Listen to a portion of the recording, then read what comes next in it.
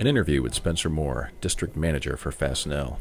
Spencer shares his thoughts on what students should do to be successful in certain aspects of their job search. Spencer, can you tell me what you look for in an ideal candidate? Yeah, at Fastenal we look for successful people that are goal-oriented, energetic, ambitious, and that are looking for a successful career in sales or sales management. How important do you feel prior experience, related experience in terms of internships, summer jobs, how important is that to life after college? I feel that it's very important, Gary. We look at experience as something that's very important to helping you build a career for your future. We try to hire a lot of our candidates part-time while they're in college so they can build the necessary skills and tools to be successful with a career at Fastenal. If we can't find a candidate for part-time or we're looking to fill a full-time opening, one of the things that we look for besides a degree in business or marketing is someone that has some industry experience or some experience in sales or some experience from an internship that they can go ahead and put down on a piece of paper that we can look at and ask them not only about the successes they had, but maybe about some of the problems that they encountered and how they feel they can improve upon themselves from that experience. So, related experience is key. What can you tell me about the personal qualities of the candidates that are ideal? We look for ambitious people that are willing to learn and that are goal-oriented. A willingness to learn and having a lot of motivation is very key. If someone's motivated and willing to learn new things, they can be successful at most anything that they try.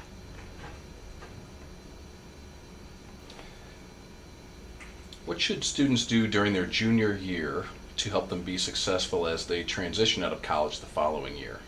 I feel very strongly that students should, during their junior year, have a good understanding of what their interests are, what type of field they might want to pursue, and then look for an internship or possibly a part-time job opportunity in the area or field of interest that they have.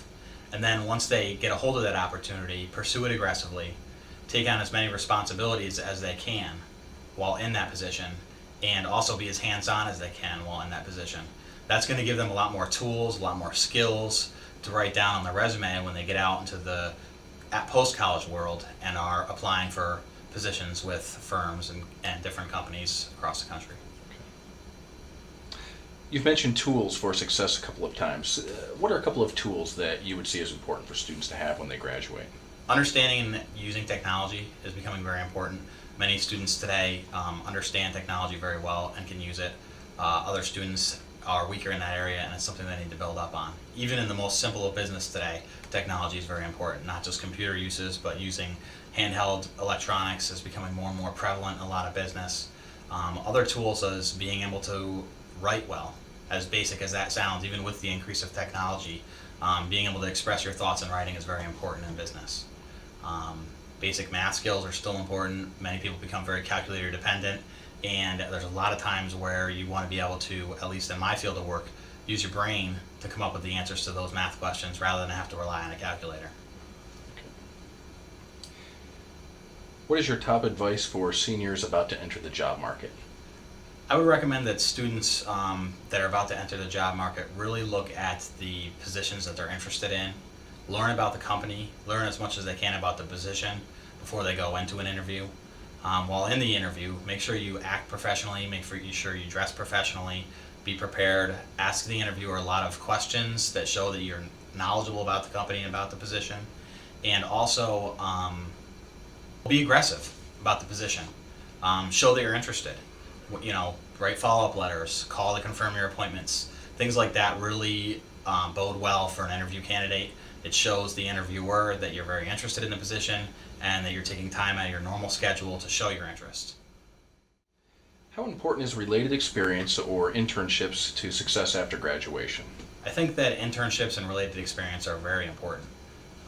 At Fastenal, we try to hire a lot of our candidates part-time because we want those candidates to develop experience, so that way when they do graduate, they have a lot more tools that they can use, a lot more skills that they have developed to be successful, whether it's with us or with other firms. We also like to look at that for full-time hires when we're looking at resumes.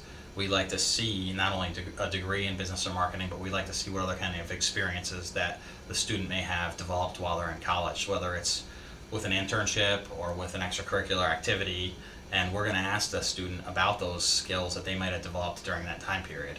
A lot of that can help them when they go out into the business world to broaden their horizons and make them a little bit better or more attractive of a candidate. If I'm a senior at SUNY Oswego, how much of my senior year should be devoted to job search strategies? All of it. You should probably start looking at things when you're end of your junior year. Have an idea of where you want to go, maybe what field you're really interested in, and start picking out some companies or some geographic areas that you've decided that you want to work in. And then use that time during your senior year to target companies in the area that you want to work in, and start developing relationships with them, building contacts, talking to them, and seeing where you think you might be able to fit into their recruiting schedule. You've looked at a lot of resumes in your time. As you look down a one-page resume of a typical senior about to graduate, what sort of things do you look for? What are the priorities for you? I can tell you one of the things that always stands out to me first is whether or not there's been care taken when preparing the resume. If the English is proper, if the grammar is proper, if the format is something that's readable and easily readable, not scattered all over, not skipping around. Those are the resumes that you look at first, the ones that you can read well, that are organized well. And then what's on the resume? The skills that the student has developed, the classes that they've taken, if they mention any specific activities that they may have done, what were they? How did they perform in them? What sort of team exercises they've been in, whether in classroom study or in extracurricular. If there are team building things that they've worked on, are there teams that they've been a part of, and what role did they play in that team? Those are the kind of things that we look for in a resume. Okay, I'm a SUNY Oswego senior. I've just graduated. I've interviewed. I've received a job offer. I start tomorrow. What sorts of strategies would you recommend I employ to be successful, really successful, on day one, during the first month, the first 6 months, even the first year? What can I do to really stand out? The first thing you can do to really stand out is be a sponge.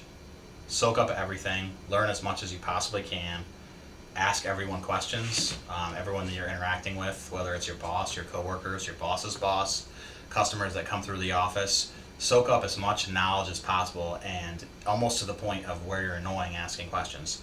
But not just to ask the questions, to actually learn the material, learn about the business, learn about all aspects of the business, all the stakeholders in the business. The other thing that you could do is try to be creative. Look, you're a new set of eyes in this organization. Use that great perspective that you have coming in as a new set of eyes to see how the organization may be able to become a little more efficient. See how they may be able to do things to generate more revenue. Take those ideas to other people in the organization and see if you can get some traction with them, and show that at least if your ideas aren't going to get implemented, at least you're thinking about things, you're being creative. The third thing that I would recommend would be going above and beyond the call of duty. Every person is hired with a certain set of expectations of things that they're supposed to complete during a given day. If you see something that needs to be done, whether it's as small as emptying the trash or cleaning up a mess that someone left in the break room, those things get noticed by your coworkers and get noticed by superiors, and those are the kind of things that show that you're the kind of person that has a can-do attitude and is willing to take control and make it happen out of any situation.